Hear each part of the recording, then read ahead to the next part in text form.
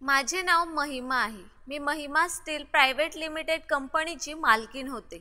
माझ्या लहानपणीच एका कार अपघातात माझ्या आई-वडिलांचे निधन झाले होते. तेव्हापासून माझ्या आजीनेच मला सांभाळलं होतं. पण 2 वर्षांपूर्वी आजीचेही निधन झाले. मी आता 23 वर्षांची होते. आता कंपनीची सर्व जबाबदारी मीच सांभाळत होते. आज मी तुम्हाला माझ्या आयुष्यातील एक असा प्रसंग सांगणार आहे की ते ऐकून तुमच्याही डोळ्यात अश्रू आल्याशिवाय राहणार नाही. एक 25-26 वर्षांचा मुलगा रोज माझ्या घराच्या गेटवर पेपर टाकायला यायचा. एकदा मी त्याला चहासाठी बोलावले आणि त्याने रविवारी येण्याचे वचन दिले.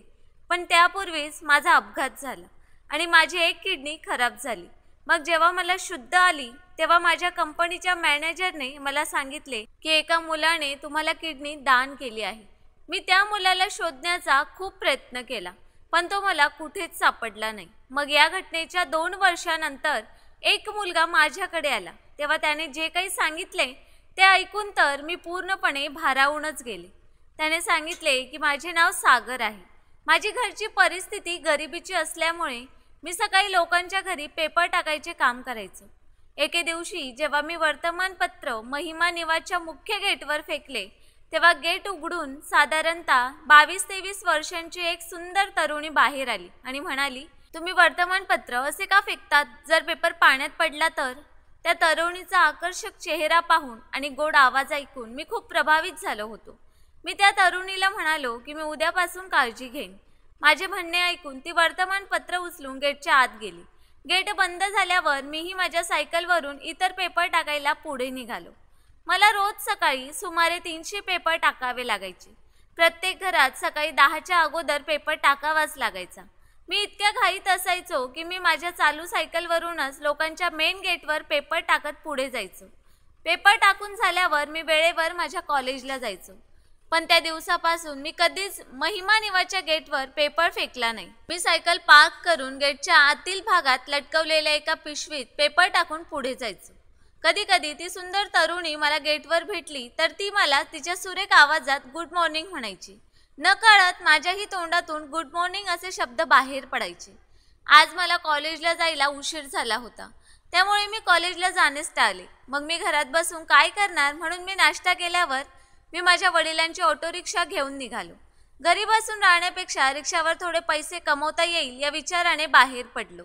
मी एका प्रवाशाला स्टँडवर सोडून परत येत असतानाच मला महिमा निवासमधली तीच सुंदर तरुणी एका गॅरेजजवळ तिच्या कारपाशी उभी असलेली दिसली. तिला पाहून मी रिक्षा थांबवली. तितक्यातच तिचे लक्ष माझ्याकडे गेले आणि ती म्हणाली की अरे तुम्ही इकडे कसे काय?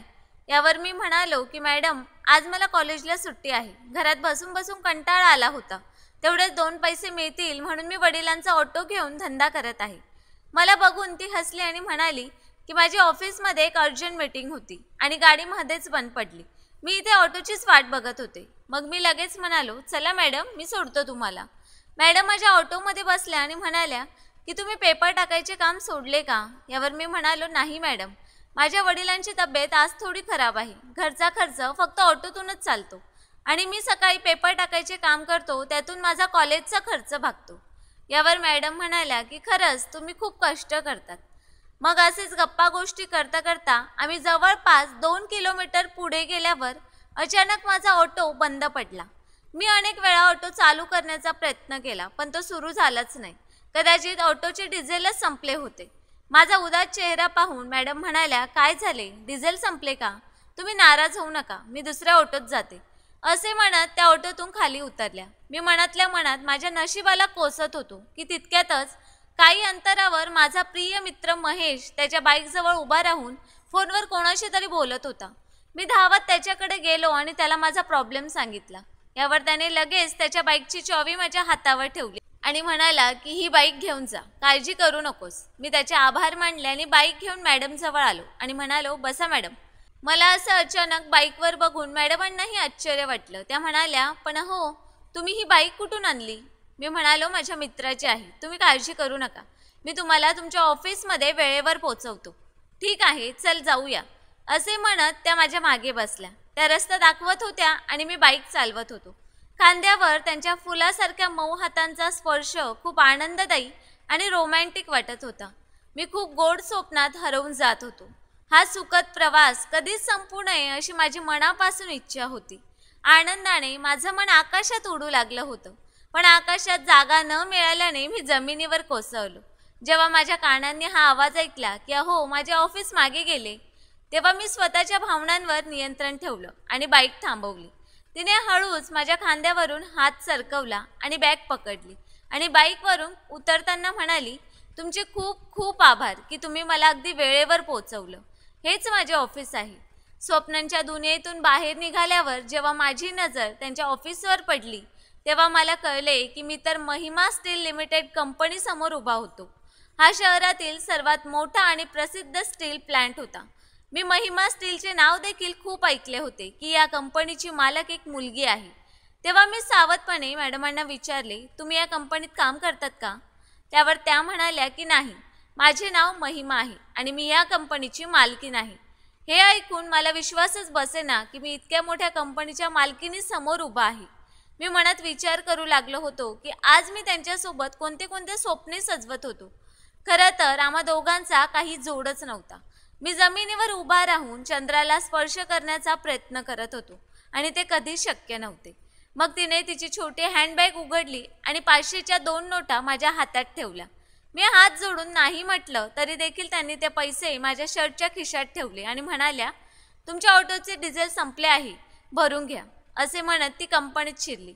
त्यानंतर कंपनीचे गेट बंद झाले. संध्याकाळी घरी आल्यानंतर मी जेवण करून झोपायला माझ्या कॉटवर आडवा झालो. पण झोप माझ्या डोळ्यांपासून कोसो दूर होती. महिमाचे प्रेम हे माझ्यासाठी दूरचे स्वप्न होते आणि तिच्यावर प्रेम व्यक्त करण्याची हिंमत सुद्धा माझ्यात नव्हती. पण मनातले प्रेम मी कसे नष्ट करू शकत होतो याचा विचार करू लागलो. कारण ती लाखो करोडोंची उलाढाल करणाऱ्या कंपनीची मालकीण होती आणि मी एका गरीब रिक्षावाल्याचा मुलगा होतो. माझी सद्विवेक बुद्धी मला समजवण्याचा प्रयत्न करत होती की महिमा माझ्या प्रेमाचा कधीच स्वीकार करणार नाही. तिला विसरण्यातच आपला फायदा आहे. पण माझे मन मात्र तिला विसरायला तयारच नव्हते. माझ्या मनातील वेदना मला चांगल्या प्रकारे जाणवत होत्या, पण मी असह्य होतो. महिमाच्या आठवणीत रात्रभर मला झोपच लागली नाही. शेवटी पहाटेचे 4 वाजले होते. तेव्हा मी माझी सायकल घेतली आणि वर्तमानपत्र घेण्यासाठी न्यूज एजन्सी गाठली आणि तिथून ते पेपर घेऊन रोजप्रमाणे घरोघरी पेपर टाकायला चालू केले. शेवटी पेपर टाकत टाकत मी महिमा निवासला पोहोचलो. तेव्हा महिमा मुख्य गेटवरच उभी असलेली दिसली. मी सायकल उभी केली आणि पेपरच्या गठ्ठ्यातून पेपर काढून महिमाकडे सरकवला. माझ्या हातातून पेपर घेत महिमा म्हणाली, चहा पिणार का? चला आत या, 1 कप चहा घ्या. तुम्ही सकाळी लवकर घरून निघत असाल ना, त्यामुळे तुम्हाला चहाही घेता येत नसेल. यावर मी म्हणालो, होय, पण आता मला उशीर होतोय. मला बाकीचे पेपर प्रत्येकाला वेळेवर पोचवायचे आहेत. यावर महिमा मॅडम म्हणाल्या, तुम्हाला कोणत्या दिवशी वेळ मिळेल? मग मी म्हणालो, लवकर पेपर वाटून 1 दिवस नक्की येईल. यावर महिमा मॅडम म्हणाल्या, नंतर का? आजच काम संपवून या. यावर मी सांगितले की आज मला उशीर झाला आहे आणि कॉलेजला जायलाही उशीर होईल, म्हणून मी आज येऊ शकणार नाही. मला रविवारी कॉलेजला सुट्टी असते, मी रविवारी येतो. यावर महिमा मॅडम म्हणाल्या की ठीक आहे, मी रविवारी तुमची वाट पाहीन. हो म्हणत मी सायकलवर बसलो आणि पुढे निघालो. काही अंतर गेल्यावर मी मागे वळून पाहिले तर महिमा माझ्याकडे बघत उभी होती. पेपर वाटताना मी विचार करत होतो की महिमा मला चहासाठी का बोलवते? कदाचित तीही माझ्या प्रेमात पडली असावी किंवा माझी गरिबी पाहून तिला माझी दया येत असेल की मी पहाटे 4 वाजता घरातून निघतो, असे काही वगैरे वगैरे. माझे मन म्हणत होते की तिला माझ्यावर प्रेम झाले असावे. पण माझ्यात असा काय गुण आहे की ती फक्त माझ्यावर प्रेम करेल? पण हे प्रेम सुद्धा खूप वेगळं असतं. या प्रेमाला श्रीमंती, गरिबी, उच्च-नीच, भेदभाव, जातपात असं काहीच दिसत नाही. कदाचित तिच्याही हृदयात माझ्याविषयी नक्कीच काहीतरी असेल. काहीही असो, मी तिला रविवारी चहा घ्यायला येण्याचे वचन दिले आहे. कदाचित तिला प्रेम व्यक्त करायचे असेल.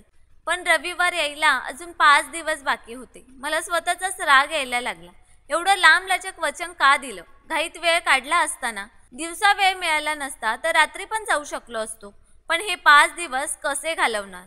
उद्या सर्व वर्तमानपत्रे वाटून तिच्या घरासमोरून परत जाईल.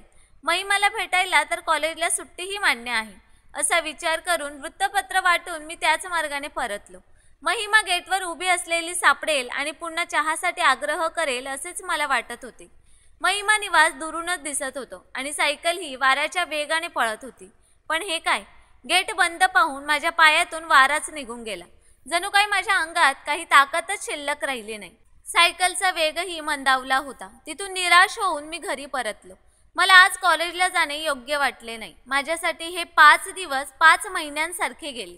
पण मला अधिक आश्चर्य वाटले ते म्हणजे मला त्या 5 दिवसात कोणत्याही दिवशी महिमा गेटवर सापडली नाही. आज रविवार होता, आज वचन होतं, पण आजही मला महिमा गेटवर दिसली नाही. म्हणून मी वॉचमॅनला वर्तमानपत्र दिलं आणि पुढे निघालो. साधारण 8:30 पर्यंत मी माझे सर्व पेपर वाटले, जे मी पूर्वी कधीच इतक्या लवकर वाटू शकलो नव्हतो. मग मी लगेच परत महिमा निवासच्या गेटपाशी पोहोचलो आणि गेटवर उभे असलेल्या वॉचमॅनला म्हणालो, मला महिमा मॅडमांना भेटायचे आहे. यावर तो वॉचमॅन म्हणाला, तुझे काय काम आहे? मी सांगितले की आज त्यांनी मला बोलावले आहे.